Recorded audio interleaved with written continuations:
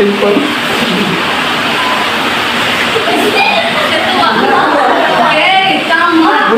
Pinapalapakan natin ang inyong mga... Paano may expect yung ipinakita kapag hindi nyo nabasa dito sa araw? Ano yun? Ano yun, Christopher? Natuwa? Ano pa?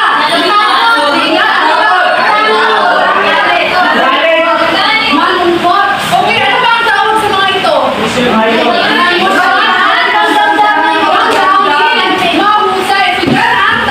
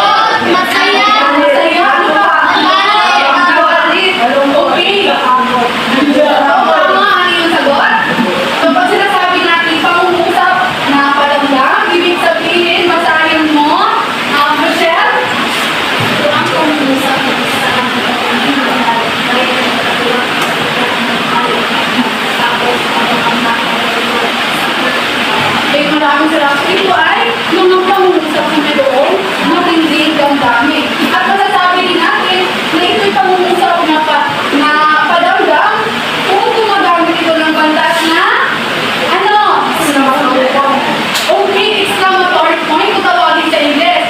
Ito ay tandang, madamdam.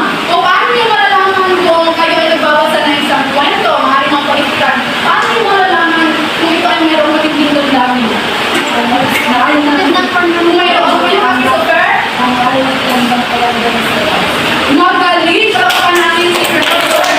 Malalaman natin kung mayroong matinding damdamin pag mapapansin natin ang tandang padamdam na ito.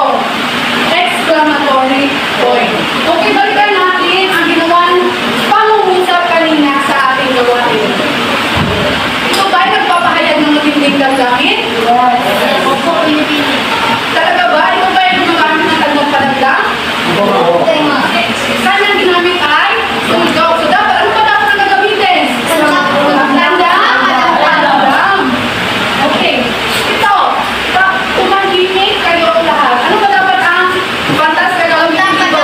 Tandang padamdam. Okay, ito ba ay nagpapahayag na ng matinding damdamin? Ito ba ay pangungusap na padamdam? Yes.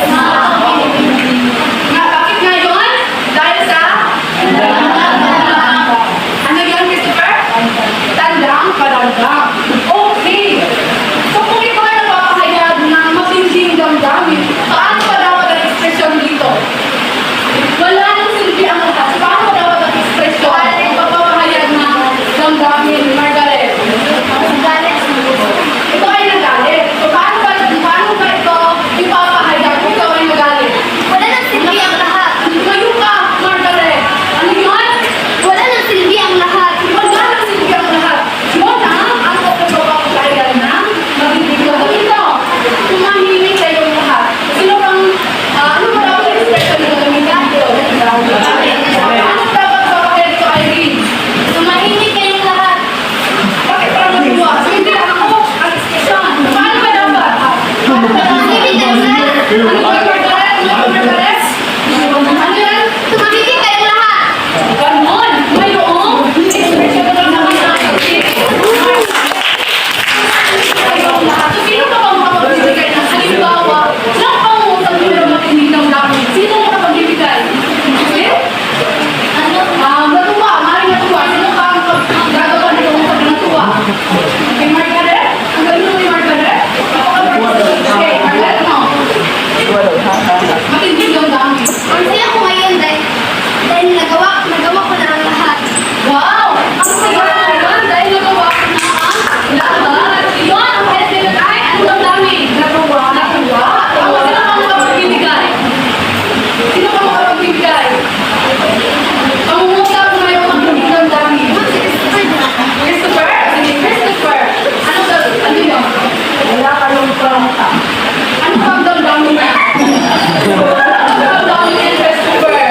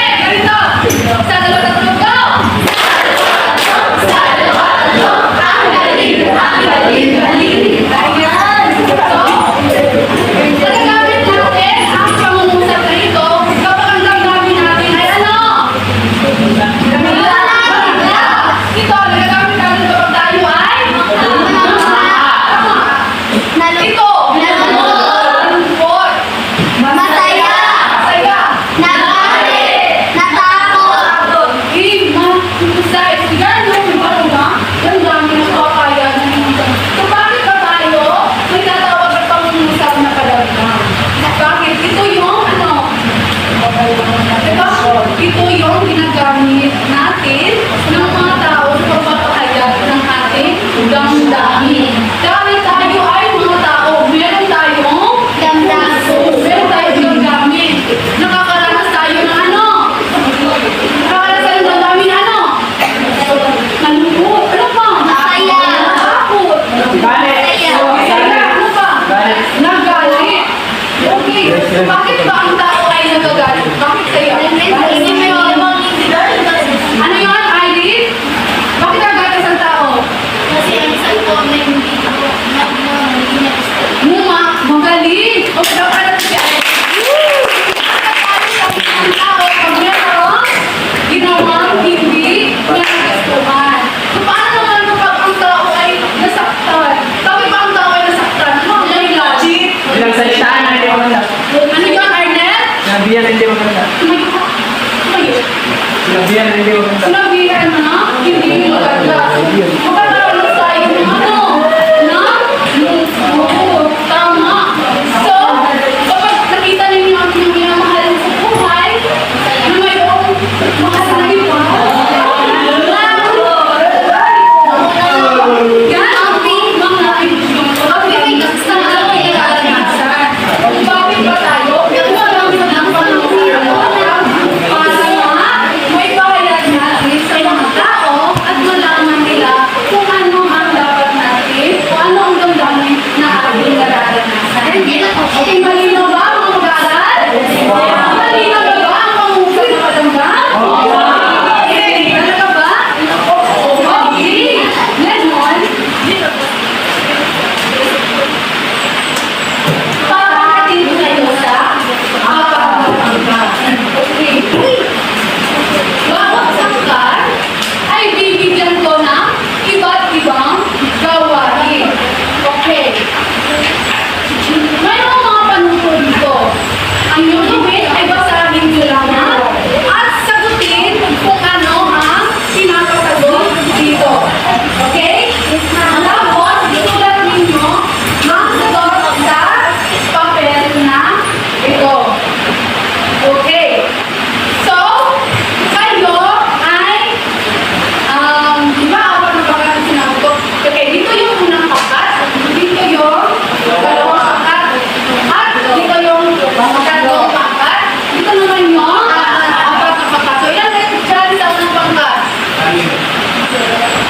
Anim, dito. Anim, dito. Anim, dito. O, lima lang.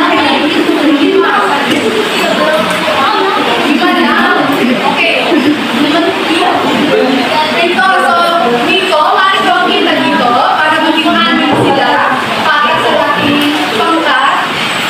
Okay. Yan. So, yan yung magiging pangkat ninyo. Ngunit bago ko ito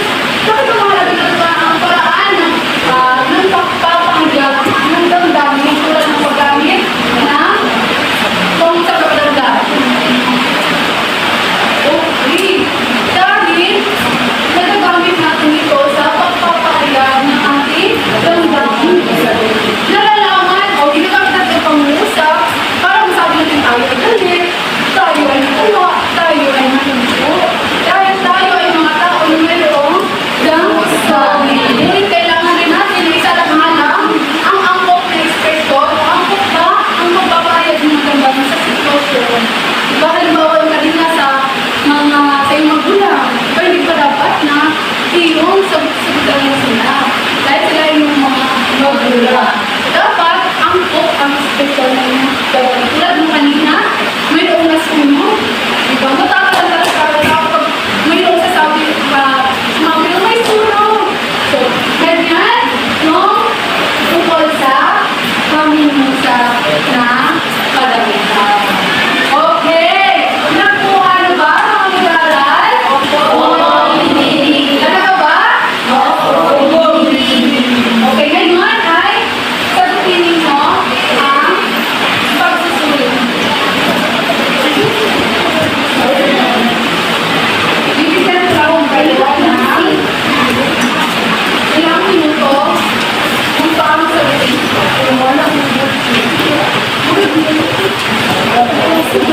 Una ay kapuhin ang bawat pangusap kung anong damdamin nyo ng pinapaiwatig dito at sulat ang sagot sa tabla. Pangalawa ay gamitin ang cognitive response sa pagpapahayag ng damdamin. Bibigyan ko lang kayo ng ilang minuto pang pag-usap.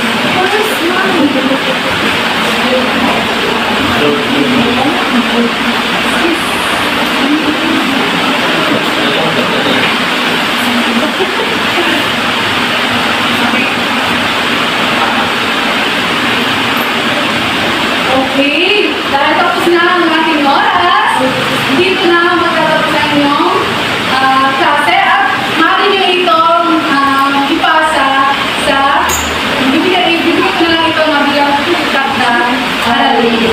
Okay? Ipasa nyo sa susunod natin na pagkatapos. At dito na natatapos ang ating klase. Ako ay magiging sa inyo ng isang pahayag na inyo dapat baunin. Ito ay ano? Okay, tapos na ang ating klase. Paalam lahat sa inyong lahat.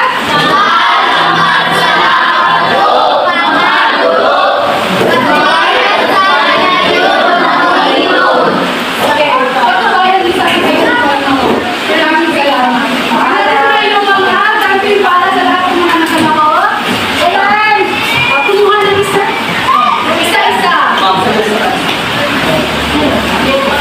Okay, isa. Tingnan. Okay, everyone, can you That's your hand.